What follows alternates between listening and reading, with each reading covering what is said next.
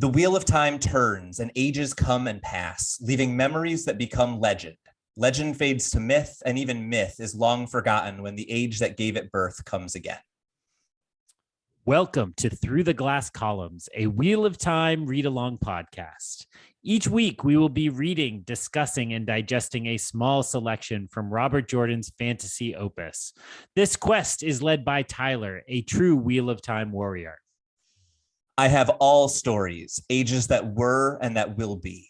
And I'll be joined by Greg, a complete novice to the Wheel of Time. The Wheel of Time and the wheel of a man's life turn alike without pity or mercy.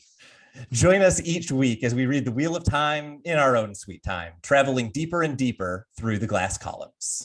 But what does that even mean? No. You don't get to find out yet.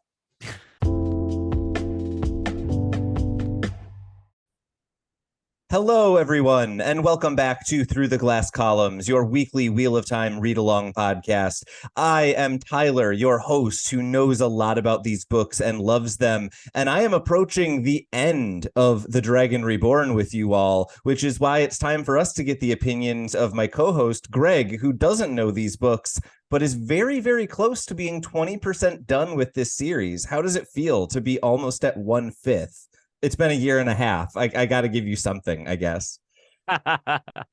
It's like the slowest progress bar on a download I've ever heard of. As I download your Wheel of Time knowledge into my brain, 1 week at a time in a very, very small percentage at a time. It feels like a 1990s like Windows machine where every once in a while the internet would slow down and it would be like, your download will be done in 87 years. That's a little how this feels as we work our way through these books. Yeah, and it's exciting. You know, I think as we record this originally, people in the future, we are headed into the holiday season, and end of the year is always a time to kind of look at your accomplishments and think back. And it's very cool that we are again finishing up a book. No, for the first time? No, again finishing up a book right around this time of year. This is when we finished book 1 originally, and you've already previewed, as we have on our Instagram and other places. We're gonna start book 4 fresh in the new year, but we will not be covering 2 books next year because book 4 is thick, and I actually mean that with the 2 C's instead of the CK, even if they work. So. I'm okay with either version of thick to describe that book. It is long, y'all. Yes. Which is great, right? If there's one thing we know about Robert Jordan, it's that he takes time to wind up to something amazing. And I think that giving him 400 extra pages means either better wind up or better conclusion. It can only go well. We are obviously very excited about what is happening in like a month from now when we start the next book. But I think we should probably also be excited for the fact that we had 3 really good chapters this week, right? It was light, it was breezy, it was enjoyable. If you've been waiting for the big conclusion or asking questions like, hey, Tylor, are those just regular fireworks? You finally have answers to those kind of questions. How did you feel before we dive into the recap for the first of these 3 chapters? Yeah, I certainly don't think all 3 of these books have been exactly structured the same, but all of them have kind of led to have featured a separation and then a convergence, and I think that's lasted different lengths of time. Yeah. But this very much is the convergence, and I think we see that in the structure of these chapters, let alone in their contents. So it's like, yes, it feels really good to get everybody back together again and have a lot of plot happening. So so it felt great. I said just before we turn microphones on, let's do this quickly so I can go upstairs and finish the dang book. So Tylor, will you please take us into the first of our 3 chapters, which, of course, as I say, which, of course, in order to give myself time to look it up, is chapter 52, In Search of a Remedy.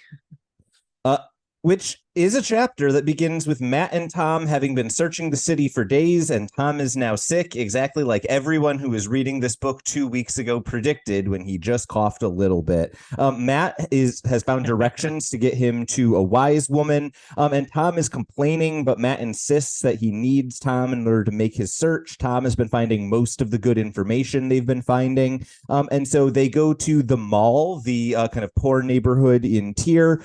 Eventually, he makes his way to the building that he was directed to, and he sees tracks outside, thinks it is odd, and then decides to go in the front door. Unsurprisingly to us, but very surprisingly to Matt, it is Mother Gwenna.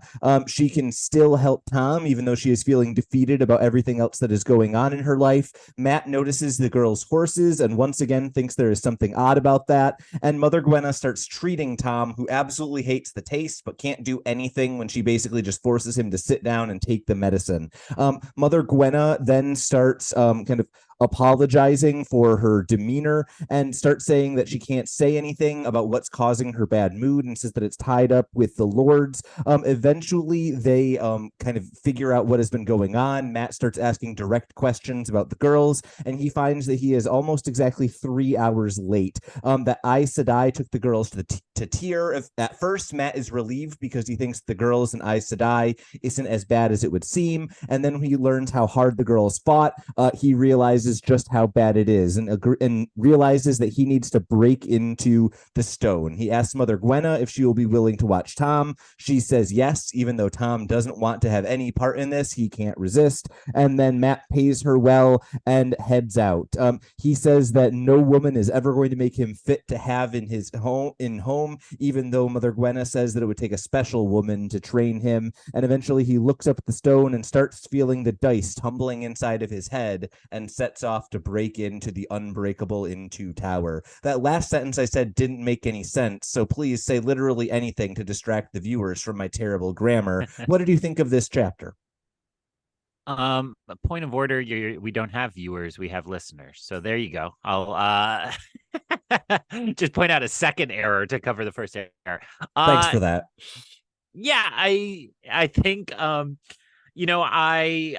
would love to be like, called it, because that's what the internet has trained me you're supposed to do. But the fact that Mother Gwenna kind of continued here, I think had been signaled enough that it's really not like so shocking that we called it. So more than anything, it's like it felt like machinations to make sure that it made sense that everybody knows everything that we already know, right? Yeah. And that's part of the convergence pattern. It's like as these characters converge with each other, yes, we all know they're headed to the stone and they should just be able to get there, but the book still needs to provide us with reasons why each of them ends up there at a particular time. And so it was helpful, as you said, to kind of get the syncing up to be like, oh, okay, this is 3 hours behind the girls, so the girls have just been captured and are headed that way.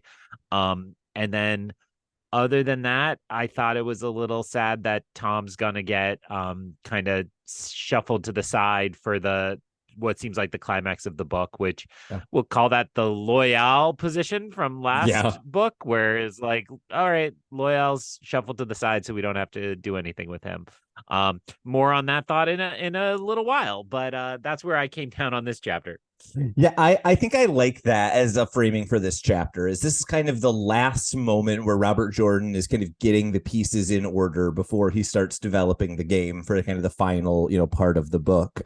The one moment that really worked for me in this section is you kind of described this idea of convergence, which we've talked about before, obviously has something to do in this world with the idea of ta'veren. But I thought the version of this that really landed for me was the fact that Matt and Tom have been deliberately seeking out every inn in town for, it seems like, days and days and haven't found anything. But that's not how Matt works. He only finds something when he needs to get lucky by arriving at exactly the right wise woman's home, as opposed to trying to find an inn where he is searching every single one of them. And I thought that kind of Matt later on is like, I can't believe I'm this lucky to end up at Mother Gwenna's. And it's kind of like, well, it's because it's the first time you've actually had a chance to get lucky, you dummy. You had this revelation like 3 weeks ago and didn't act on it. So I just thought that was really clever writing by Robert Jordan to have that kind of not occur to Matt, but be kind of in the background of the first half of the chapter. That being said, I didn't really have much other than that coincidence to say up until we kind of get the info dump and learn what Matt's plans look like. Did you have anything else either about that or just kind of the early section of this chapter? I'll use my thoughts as a bridge. I mean, I was playing the Matt game that I've been playing, which is Who's Driving, and I interpreted the first half exactly like you did, and we had gotten this key piece of information that his luck is specific to when there is a random element of chance. And I guess I'll pause to just say that's a cool superpower, right? Yeah. Like it's kind of, I hope he starts to think more about this, although it is Matt. But if he thought more about this, he could start to create situations of probability and chance within his general planning and actions. And I think that could be really cool. Like that actually could be its own comic book, right? Of some character with incredible good luck who just has to engineer it. It's Domino. Oh, you looked like you had a title. Oh, okay, there it is. I was like, yeah, you have to have something there. Domino? I don't think I realized that about Domino. Yeah, from Deadpool 2, I think is where you would get her cinematically. But yeah, I'm pretty sure that's her power is manipulating random events. So yeah, go read Domino. There's probably a good comic somewhere in the Marvel canon. That being said, I think you're exactly right. Like it's cool. I'm excited for you and everyone listening to get a feel for what that looks like. Because if there's one thing I know about Robert Jordan, it's he has time to develop how these sorts of things work and what the implications of them are. We've just got to give him that time. There's only 12 books left, y'all. Second half of the chapter, then, I thought that the most interesting kind of moment in the interaction between Mother Gwenna and Matt, at least from my perspective, is when Mother Gwenna is describing how much the girls resisted and kind of emphasizing this wasn't just the Aes Sedai taking back some girls who ran away. And then Matt suddenly kind of, it's almost difficult to figure it out on the first read. I had to go back and reread it. Matt has punched a hole in the wall and hasn't realized it until after the fact. And I thought that was both really telling of Matt and then also kind of reopens what I think you were referring to earlier, this idea of like, who is Matt and the question swirling around him about kind of the two Matts, if you will. I thought this was the most compelling moment of that in the chapter.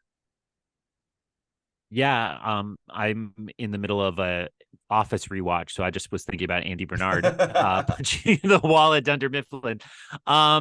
Yes, so to continue the bridge there, so I like that one, and then I like that he kisses Mother Gwenna. Yeah, kind of like either kind of moved by joy, but I had a similar like, who's driving this? And I'm not going to get the exact order of those events correctly, but between those two, Mother Gwenna is like, you remind me of my husband. I'm like, oh geez, like this seems like a troubled relationship in the past. That it's wall punching and sweet kisses. So that's both really interesting to me. Who's driving Matt? I guess the third I would put on that list is the very end of the chapter, just to go a little out of order, would be when he bids Tom farewell. It's like, it was a pleasure to have known you or something like that. And it's like, whoa, like he even comments like, well, that's a weird way to say that, which always kind of raises the flag of, is this the other voice? Like determined he's going to lose or certain he's going to lose. We always get the darker side of he's playing with the Dark One's magic. So, or the Dark One's luck. So what exactly is going to happen? But that was my list of who's driving Matt. It's that too. I'm not going to repeat that. It's cool. It's just a fun game to be guessing at these times and kind of thinking about a young person becoming an adult and how they often play games where they're trying to figure out who's driving the body, who's in control here. It works thematically as well as just kind of plot wise. It's a lot of fun. Yeah, I think you make a really good point. We could probably play the who's driving the character game with any character, but for most of them under 20, the answer is the libido. So it's nice to have an 18-year-old who there that's not the answer. That's pretty spectacular. I would just add one more moment into that, which is you had mentioned Mother Gwenna kind of associating a lot of the things that Matt is doing with her deceased husband. But there was a moment in that where she was like, yeah, you're going to find a woman someday who's going to like make you into a really good husband. And Matt's reaction is like, ha, never. And I'm not sure whether that is just like Matt being Matt or whether there's, that other whatever it is we're, interpolating or asking questions about. But then I think the other part of that is anytime that a character is this early in a series, no, I'm never going to change in that way. That immediately sets off my dramatic irony alarm. And I'm like, well, wait a minute. How it is going to cause this man to change and become a good husband because we've got 12 books. There's a decent chance it happens when you drop that kind of foreshadowing.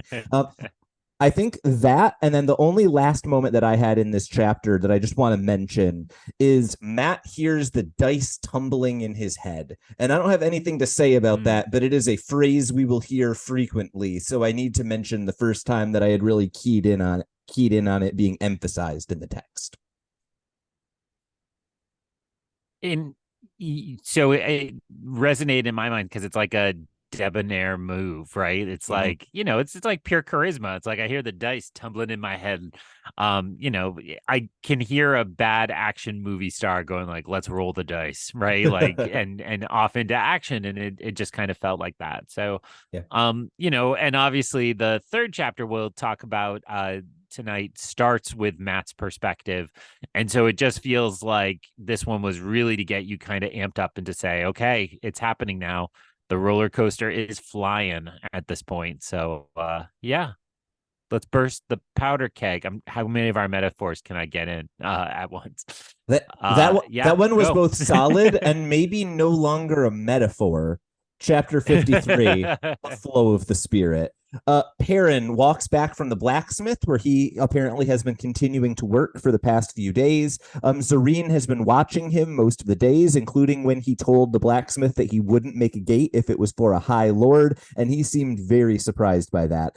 Perrin is finding himself confused about Fael and how much she's watching him and how he feels about her. And he almost slips up as they are talking and calls her Fael. And when he does, she smiles and asks if he's ever considered wearing a beard. Moraine and Lan are at the inn, and Moraine says that Rand is in Tyr.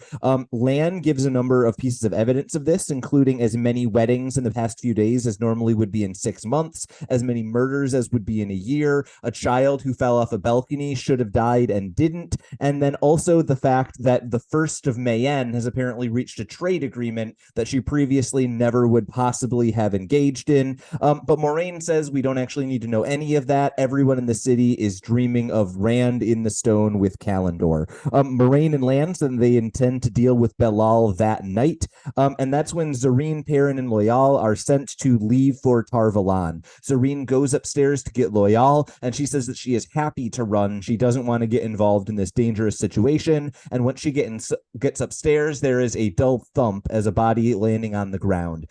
Perrin goes goes upstairs to check and find that Fael is on the ground, and there is a small wooden hedgehog near her. We have actually heard reference to this way back earlier when we learned of what was taken from the Black Tower or from the White Tower by the Black Aja. This was a trap apparently meant for Moraine, which has put Zareen and put her into the world of dreams, Teleron Riod. When Moraine asks the innkeeper how it could have gotten there, he says that 2 women came and left a gift for her, which Moraine then deduces Belal knows that she is there, and this was a trap intended to keep her out of his plans. Fael is no longer in her body, and Moraine says that she is most likely trapped in Teleron Riod, and says that she doesn't have time to go get her, but there are wolves in the world of dreams, and so Perrin may be able to rescue her. Perrin asks Loyal to watch over him, as you had alluded to, putting him on the sideline for a 3rd book in a row at the end of the book. And then Perrin jumps into the trap himself, going into the world of dreams, where he sees Hopper, is told to leave, and he says, if I do not face this, it is not worth living. And Hopper's response is, then we hunt. And they leave to hunt. this is a fun chapter for me because it starts with an interesting Perrin character piece and then ends with me being able to tease you about a dream sequence. That's a solid chapter as far as I am concerned. How did you feel about A Flow of the Spirit?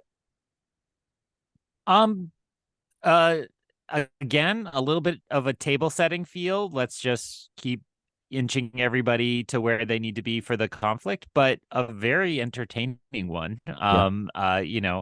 And honestly, we were just celebrating the roll of the dice in the head, and let's hunt is the Yeah. same thing, right? Like, it's except this time it's a wolf saying the cool action one liner to start the action. So certainly kind of a nice kind of energy boost. And if anything, it actually raised my expectations for the next chapter, which the next chapter might have not quite delivered on, because it was like I got so amped up. And Okay. I think I'm probably more excited for next week. I Yeah. think, anyway, we'll get into that later. um but I would say the biggest thing for me is it felt like we flipped a switch on Perrin, where Perrin's like, oh, I hate this girl, oh, I hate this girl, and then she gets into danger and was like, dang it, like we Yeah. gotta save her, like she's our person. And it's not that I didn't expect that connection, it just felt like finally Perrin got it. Yeah. And I am oftentimes a very bad friend in general, but when a friend goes into crisis mode, it's like I do the same thing. It's like one of my people's in danger, and I Yeah. like react very quickly and strongly. And I don't know, I think I get it from my family. We'll psychoanalyze me later, but it is a way to just like kind of get you amped up when you see somebody's like virtue, right? That Yeah. they care enough about somebody else. And there's a bit of a flirtation before that. So what did you say last chapter? It could just be the libido making you Yeah. flip, but it does feel a little more noble in this case. I'd just like to point out that you just previewed Through the Glass Column season 16. Greg's on the couch now, and I am all about that season of podcasting. I think the moment Oh that worked man. for me best in this section that you were just describing was when Perrin is thinking about Min's visions, and he thinks to himself, in the narration, I think it's described as, for the like umpteenth time, basically, he thinks, I think that Fail might be the most beautiful woman in the world that Min was referring to and told me to run away from. And this is the first time his response was, but I think I'd rather she be the Falcon. And that, I think, is the moment that he has kind of turned internally. And then we obviously see the external action based on that later in the chapter. So I think you're right. This is a chapter very much about kind of Aaron flipping the Fail switch, right? And even at the end of the chapter, when he's referring to her as the Falcon in the dream, he has never been willing to refer to Fail as Fail, which means Falcon. And so I think that maybe tells us something about where he is at in terms of accepting her or accepting her, persona or whatever it is that is, kind of going on, in throughout these chapters. Other than that, I think the moment that really stood out in this early section of the chapter is when Perrin almost calls her Fail, and she immediately jumps on it and is clearly kind of happy. She smiles immediately. What was your thought about this early section of the chapter? I guess I'm just pulling out favorite moments instead of actually adding anything, but they're good moments. Let me say how nice they are. Yeah, and I guess I would say it's nice that even as the plot is really ramping up, we don't lose sight of the characters. I Uh-huh. think a lot of books do that when things get stabby, stabby, slashy, slashy. It's like, oh, well, let's just get the action through. And Robert Jordan doesn't let us lose sight of the fact that the characters are here and the connections matter. Yeah. And that, in my opinion, is what makes the whole rest of the book seem worth it. We may wait, 600 pages for the action, but it's not time wasted. It's, Yeah. development so that the action actually means something. And that, when in the case of this chapter, when Fail eventually falls, it's like, oh, now I'm worried about her. Whereas, Yeah. even 3 or 4 chapters ago, it's like, I don't care about this person. Like, why is she following them? Why is she getting added in? Yeah. So I think it's a credit to his slow pacing that all of this means more. And we Yeah. don't often talk about the fact that this is one of, if not the most popular fantasy series in the world. And you know, fantasy series are great but they come and go, right? Yeah. I always like when somebody comes up and asks you about, like, have you read the Chronicles of Gleepglorp? And you're like, what are you talking about? Like, that's not a real thing. Yeah. Whatever it is, right? Because there's so many that of these series that come and go, but Wheel of Time is one that always stands and gets Yeah. mentioned. I guess Lord of the Rings fans would probably get to claim that, although it feels like a different kind of Yeah. fantasy in some ways, and like a forerunner to everything. But definitely in terms of modern fantasy, it is Wheel of Time. And so all of that is to say, I think that comes from moments like this where you Yeah. actually get to remember who the characters are, and you feel like they're real people, because that moves us all. Yeah, right before we were on the air, we were actually just talking about a movie that definitely hasn't just come out. We are not revealing when this podcast was released.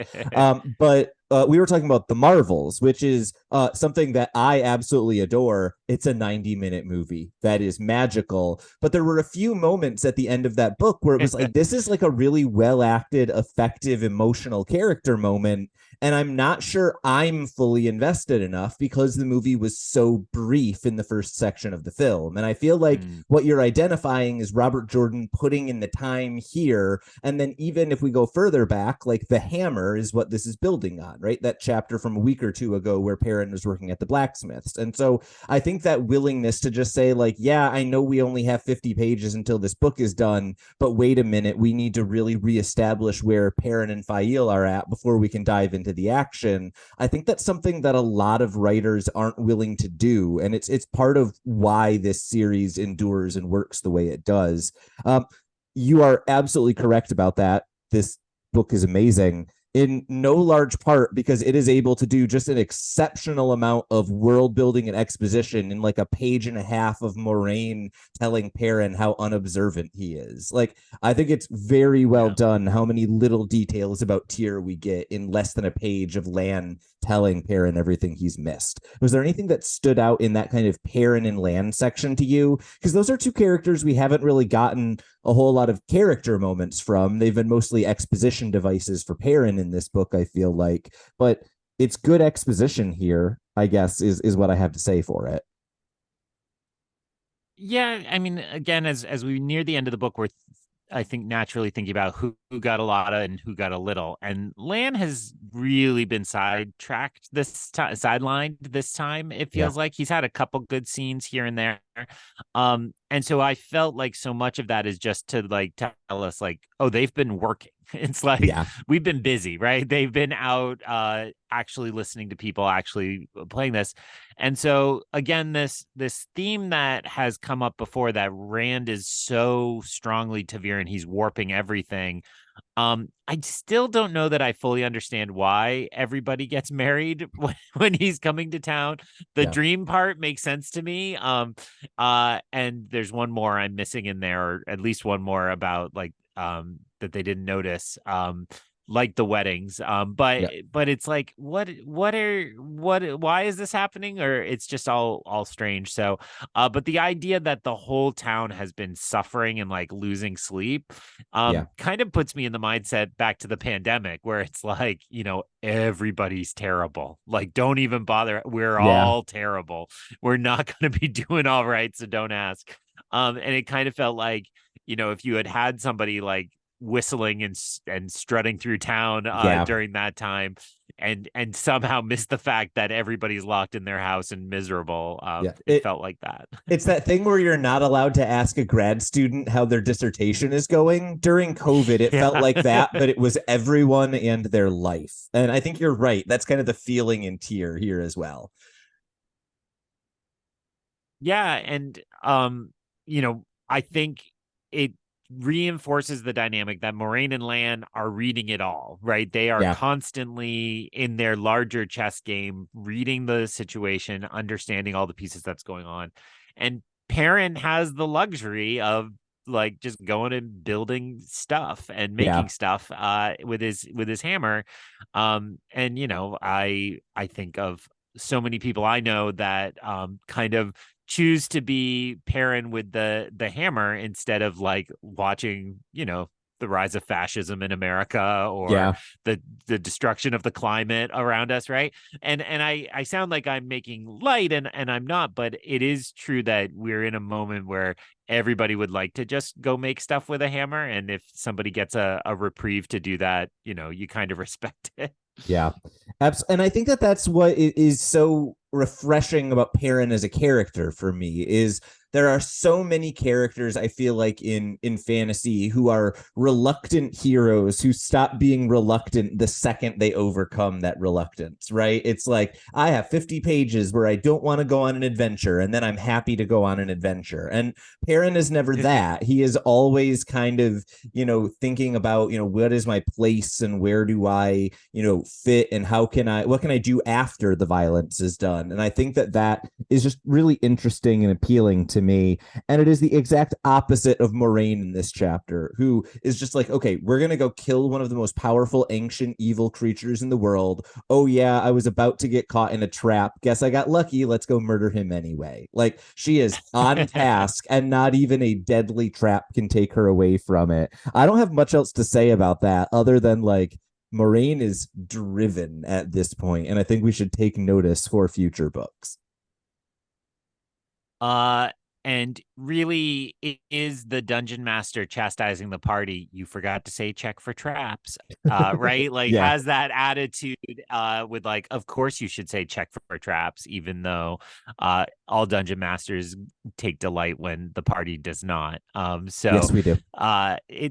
It's a fun moment, and it is also kind of wound up in the like it's just a hedgehog, like Yeah. how bad could it be, like that there's that cute dissonance as well, Yeah. that is kind of a reinforcement of the Perrin Moraine dynamic in a perhaps too on the nose symbol of Yeah. like you can be cutesy but it's also deadly around here. So um yeah, and then I mean my notes for this chapter are pretty thin after that. I just thought I loved Loyal's oath and yet hated that he made it Yeah. because it could really mean something, right? When he says, I will not let anybody in here unless I'm killed first, right? Or Yeah. till I'm destroyed.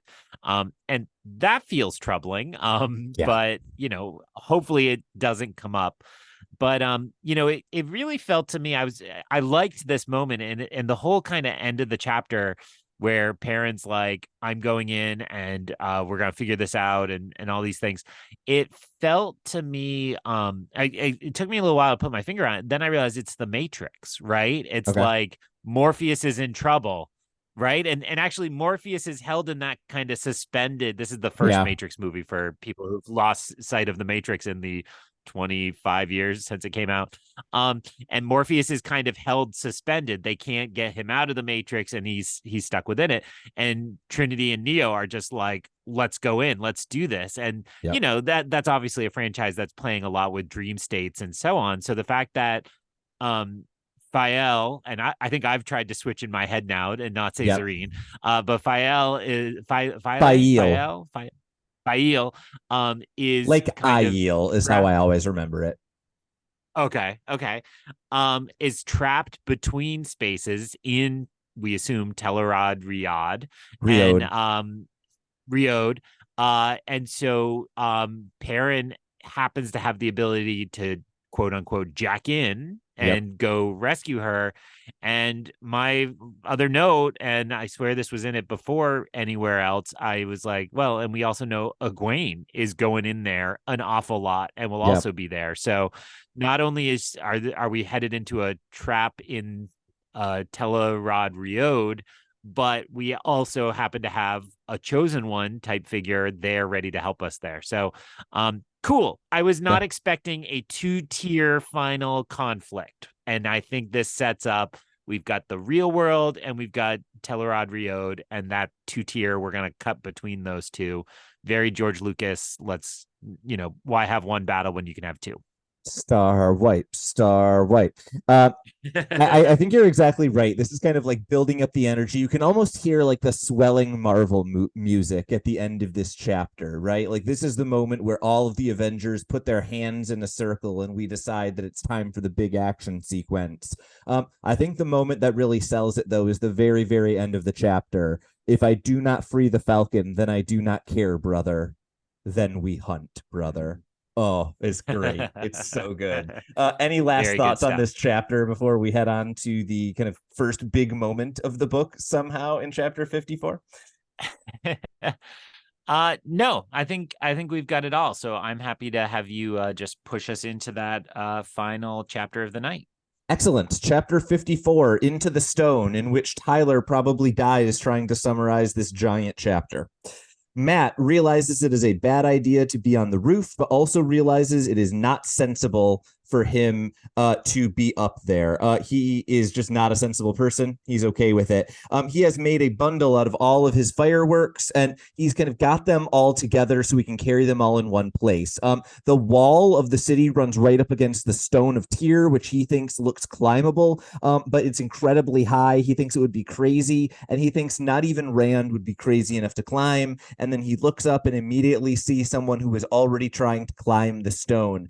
He hears movement, sees blades. It is an Aiel, actually 4 of them. He starts humming a song about bad luck, and then Julian Sandar, a thief catcher who we have met earlier, also shows up, and all of them have kind of a Mexican standoff, it seems like, and then all of them reveal that they are all trying to get into the stone, and they basically agree to leave one another alone, except for Julian and Matt, who are now basically going to be teaming up and trying to get into the stone so that they can potentially break the girls out. Matt agrees to go along with Julian's plan, but then decides before he is going to create a distraction by putting all of his fireworks into an arrow slit on the side of the stone and hopefully drawing the guards. He does so, but it makes an explosion that is much larger than he expects it to be, and the arrow slit is now a massive hole in the wall. He changes his plans and charges in with his quarterstaff. Julian is battling with him and then realizes that he is attacking defenders of the stone, and he will probably be held, in treason or whatever if he gets caught. Matt assures him that he cannot channel, that the explosion was just fireworks, and they make their way towards the cell. We then go towards Rand's POV, in which he hears alarms. He is inside the stone, it appears, and the wound on his side is burning, and he thinks that he needs to end it all and he will no longer be hunted. We then cut into Egwene's point of view. She wakes up after dreaming of Matt, and she immediately is extremely afraid, thinking that she won't be collared again, and the other girls who are in the cell with her start to calm her down. They are in a completely empty cell, apparently shielded and unable to get to the power, and she is told by the other girls that one of the Black Aja is outside of the cell maintaining the shields on them.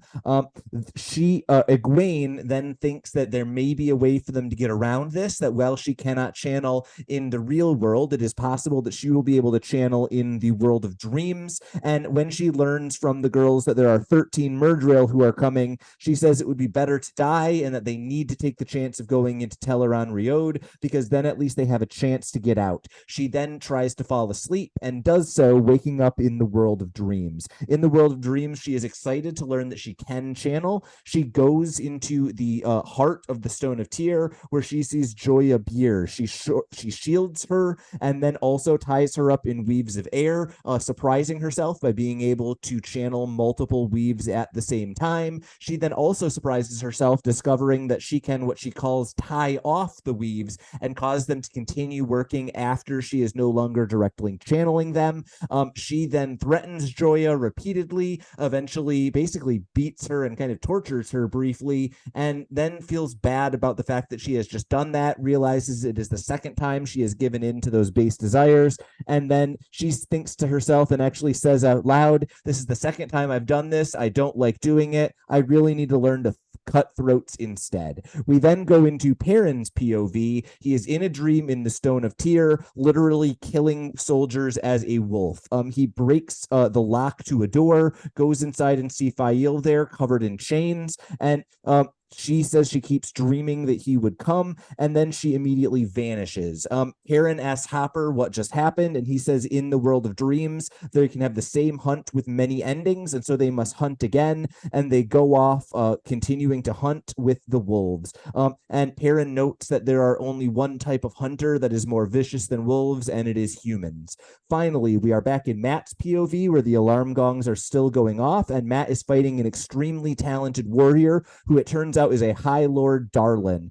Matt eventually is able to knock him out and then accidentally knocks out two additional High Lords, both of who are coming after him. And Matt basically inadvertently gets them with the back of his staff while he is doing other things. And he thinks that his luck is finally paying off a little bit. They follow the secret passage that was revealed by the High Lord. As Julian suggests, it will lead even quicker towards the cells. And this is where we made Greg stop reading, even though there were only 2 chapters left.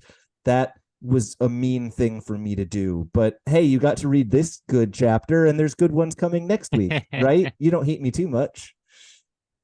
No, not at all. It's the fun and the curse of the format. I think our readers have always told us they generally enjoy this too. And it is just a little different when you can decide when to just binge and not binge, or skip episodes or not. I mean, never skip episodes, at least download them to keep our numbers up. What comes to mind, I'm gonna make another movie reference. I guess tonight's random movies. Feels like Dunkirk, where Dunkirk, if people aren't familiar with, the faces, Tyler. Sorry, Greg just saw me make a horrific face when he said that. Christopher movie comes up. The drone in the background destroyed me. I was 2 hours in with a headache. Continue. But Dunkirk has a cool thing where it's like, I'm gonna get this wrong because I saw it one time in the theater, but it's like one plot line is a day, one plot line is an hour, and one plot line is a week. Maybe it's a week, a day, an hour, something like that. Yeah. The way it's constructed is it's like long stretches of each, and then as they collapse in on themselves, you cut between the strands very quickly.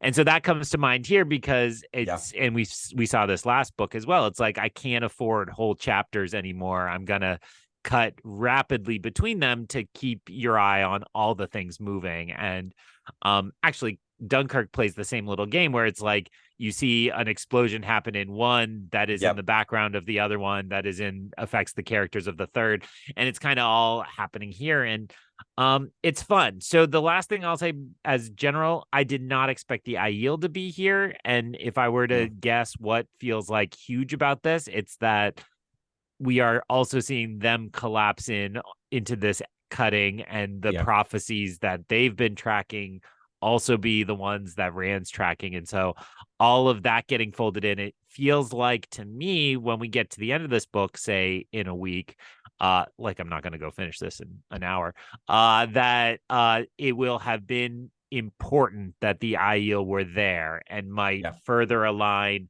our main heroes with that faction in presumably the conflict to come.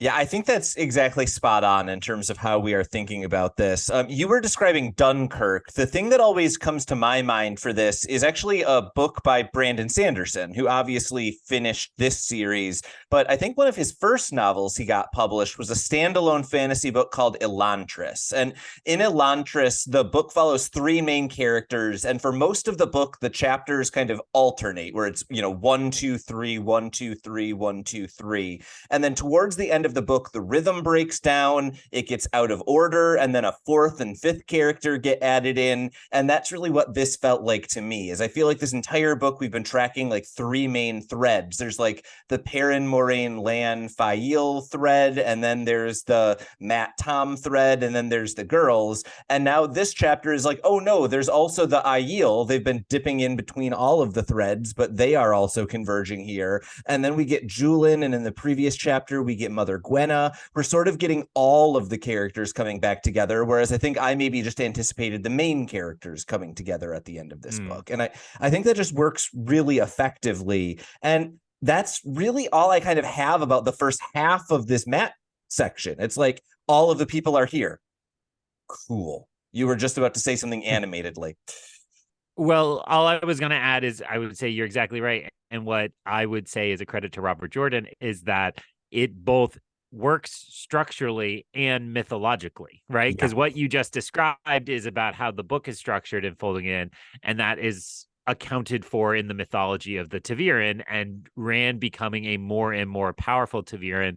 Again, the thing that works for me always when I'm thinking about Taviran is I continue to think about the model of I think Newtonian physics, which is that it's all objects on a cloth, and the more dense the object, the further down the cloth pulls. And I always think of that visual as that is what Rand is. And Rand is essentially becoming bigger and more dense and warping that cloth further and further down. So that everything is getting sucked in. He's gone from being Earth to Jupiter and maybe approaching the sun, although there are a lot of books to go. 20% is not that far through this series. So it just feels like that. I mean, that's cool, right? And I know that I think in terms of your taste in fantasy, as I understand it, that's what really gets you. Is it's like if you can like come up with something cool that has that same kind of mythological plus kind of practical plot writerly valence. I think both those together work really well. And the book series we always joke about, you tried to get me to read and I couldn't, the Malazan series. Is that right? Yeah, Malazan Book of the Fallen. That had that, right? Yeah, it had a similar thing going on. So that's where I'm pulling that from. Ha! I got Tylor on the couch. Now I'm psychoanalyzing Tylor. It's all because your mom didn't love you. Go on.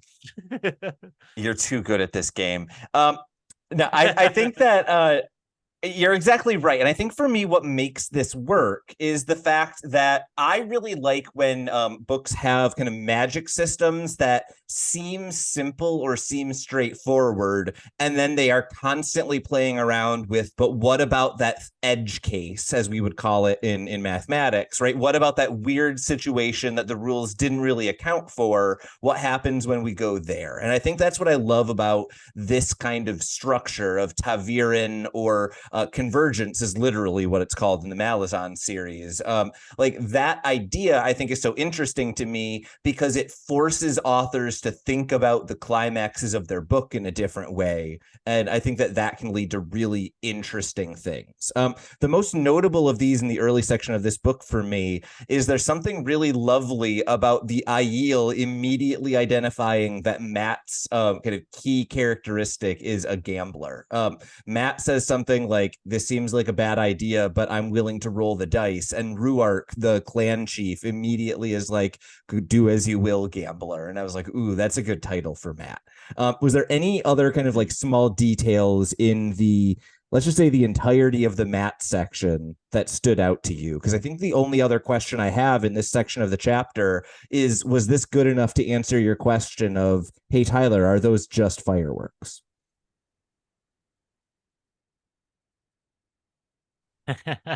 I think there's the narration continues to just be like, it is lucky that these Aiel were looking to make a deal and things like that. Yeah. Which again felt like probability wise, they're still playing with that. And yes. Oh, and it's just making me recall because it was a language thing. We skipped over the detail that Mother Gwenna talks like the Amerlin seat, which was in that first chapter tonight, and how that detail was like, oh, so funny, you talk like somebody I know. And she's like, and you talk like somebody I know. And that kind of unlocks the whole thing. Felt like also a funny kind of weird thing. So anyway, so you're right. These kind of how much characters are revealing with kind of small linguistic things.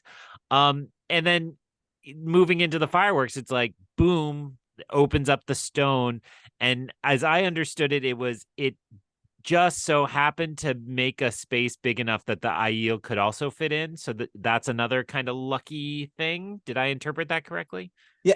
I don't know whether there's a direct description of the Aiel entering through the same hole or maybe somewhere nearby, but the fact that all of these things are happening at once, it's like the Aiel are doing something that's distracting from the explosion, which is distracting from the cell, which is distracting from Rand. Like the timing, I think, is exactly, it's too perfect to be anything but Taviran perfection, if you will.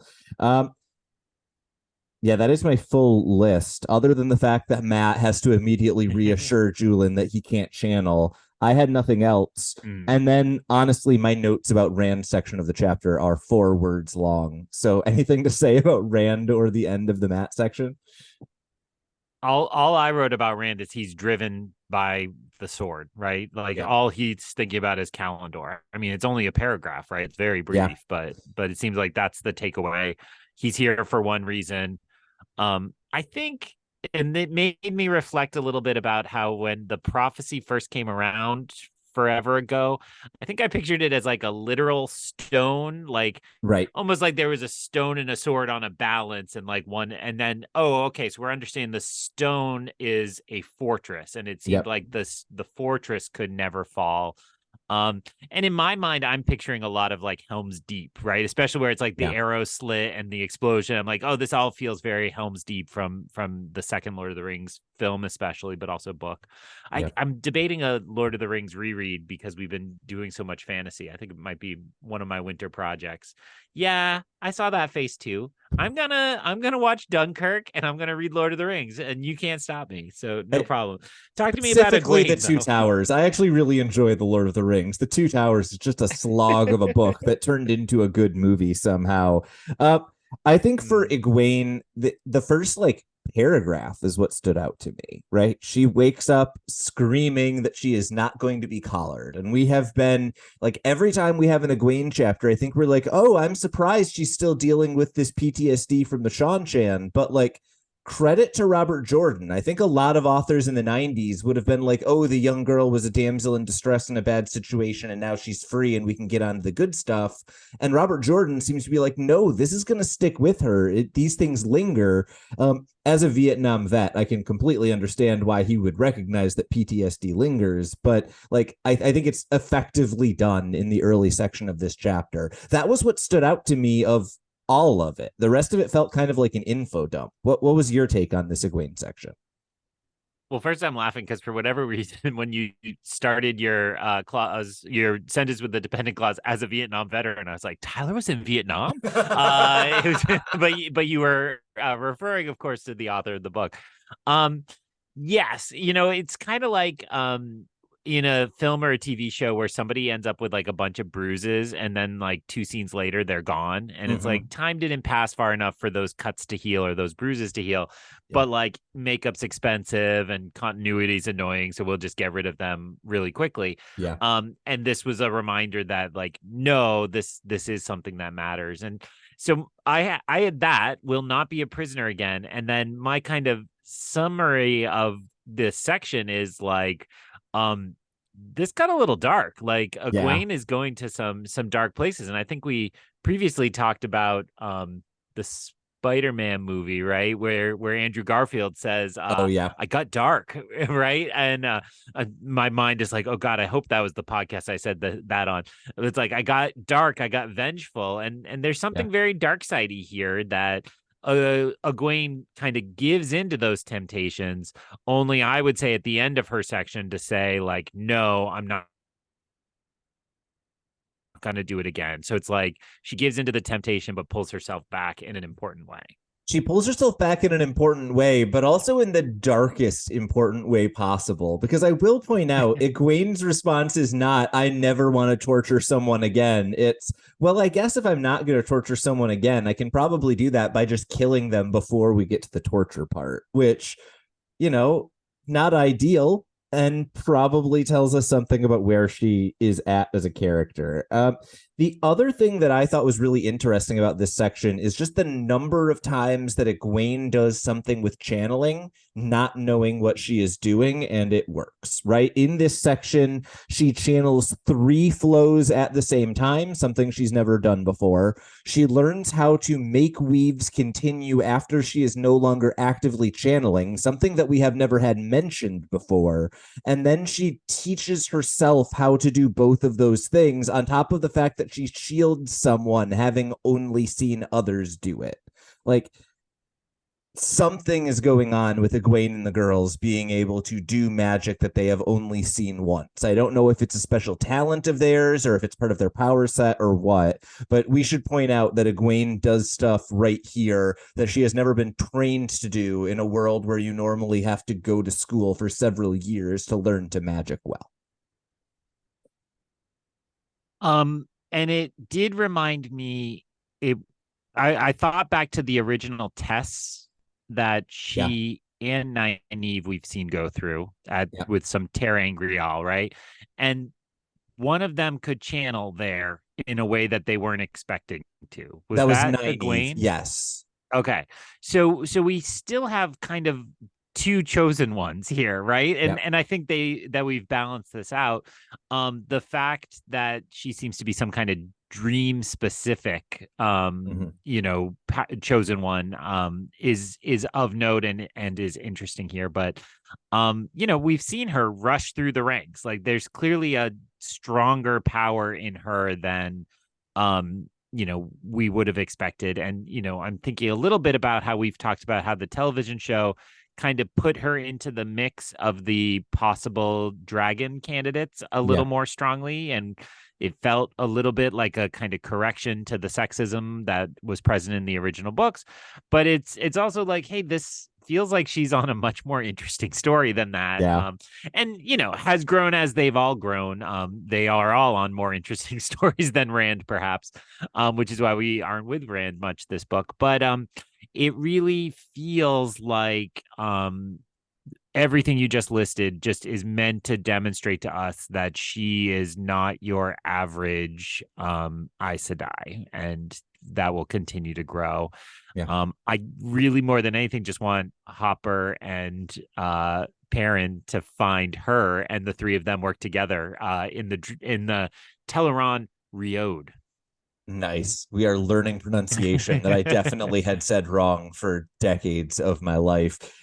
I think that Perrin and Hopper are a team up that I always want more of. I think you're exactly right. I want to see, those two paths intersect. And so I actually find the most disappointing section of this chapter is Perrin immediately finding Aiel and then having her vanish with no explanation. Like, I feel like this could have been used to develop Perrin in the dream effectively, and instead it makes it one of those like video game quests where you beat the boss and then there's two more identical copies of the boss. I didn't get much out of it, I guess is what I'm saying. Any thoughts that stood out to you in the Perrin section? I mean, I had that exact same kind of comparison to, there are a lot of video games where you go and, you get 3 hits into the boss and then the boss just zoop, right? Yeah. Oh, what's the Mario thing? Like, it's in another castle. It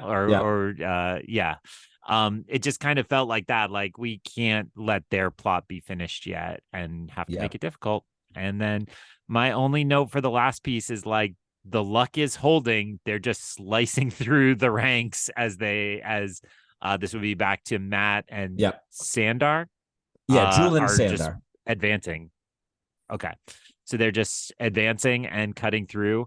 Again, I was very much thinking of Helm's Deep with them, like, cutting along the walkway or the wall, just kind of working their way towards the dungeon, which is where they will hopefully find the girls, the women. But then I'm like, don't get there too fast, because I want Egwene in the dream world, or maybe they'll carry sleeping Egwene like C-3PO on Chewie's back in Empire Strikes Back. They'll just go to the final battle with her in a bundle on a backpack. I am about to make a comparison between this sequence and something that I truly despise, and I need you to not think that I am insulting this sequence. I really felt like Matt battling the High Lords in this section and like accidentally defeating 2 of them with like back of the quarterstaff antics. It felt like what I wanted Jar Jar Binks fighting in The Phantom Menace to be, right? Like just fumbling around and accidentally shooting things. Like, I want to see this filmed so I can have that idea of a bumbling person accidentally winning a fight redeemed in my mind, because that's the example I have, and it's god awful.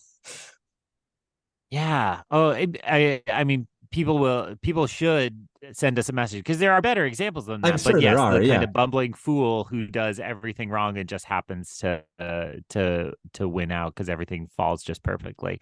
I feel like it's a comedic kind of not necessarily from a silent movie, but like I mean, Jar Jar is supposed to be like a silent movie homage, right? Like, Yeah, and it everything feels just very happens like to work Buster out. Keaton, totally. Yeah, yeah. I mean, that's all I have for this chapter. It was a ton of fun, and I do think it's both action and I'll call it the editing, because it feels like cinematic editing where we're cutting between the characters so fast, only works to speed everything up and make it feel like we're moving really into it. So, I thought I had a ton of fun. I mean, this is the high level of excitement I want to have at this point in the book. Uh, and I think then anything else you want to say about it? No, go all of you. Read the end of this book. It's so good. You can do it now. I promise. You're allowed. Next week, we'll be covering 2 chapters. That's chapter 55, What is Written in Prophecy, and chapter 56, People of the Dragon. And then it's over. Then you'll be 20% of the way done. Greg, how excited are you? Very. Don't forget to read the little bit at the end as well, which doesn't get a chapter name, but there's always the 1-page little bit, and we'll engage that. So excited. I want to go upstairs and read, but before I do so, I will remind our listeners that we are going to cover those 2 chapters next week, along with a little bit of extra discussion of visual media on a non-visual. Nope, I messed it up. Discussion of a visual image on a non-visual medium. And then we will return the week after for a kind of full book wrap-up discussion, the usual games Tyler likes to play to torment me in the final episode of this, our 3rd season, before taking a break for the holidays and starting book 4. So we begin and end this episode looking to the future, and we hope that you see good things in our future through the glass columns. So ends another episode of Through the Glass Columns. We thank you for joining us and continuing with us on our quest to cover all of the Wheel of Time in our own sweet time. This podcast features original content developed by Tylor Orm and Greg Cass, and is not in any way affiliated with, associated with, or condoned by the Robert Jordan Estate, Tor Fantasy, or Amazon. All content is intended for entertainment and educational purposes only. If you're enjoying this podcast, please seek out the books from your local bookshop or library and join us as we continue our journey. If you'd like to contact us to share your thoughts or give feedback, you can email us at throughtheglasscolumns@gmail.com or find us on Instagram and Twitter by searching Through the Glass Columns. Thank you once again for being part of this community. If you're enjoying the show, please subscribe to the show, leave us a review wherever you're listening, and recommend the show on your social media to help us grow our community. We look forward to welcoming you back next time through the Glass Columns.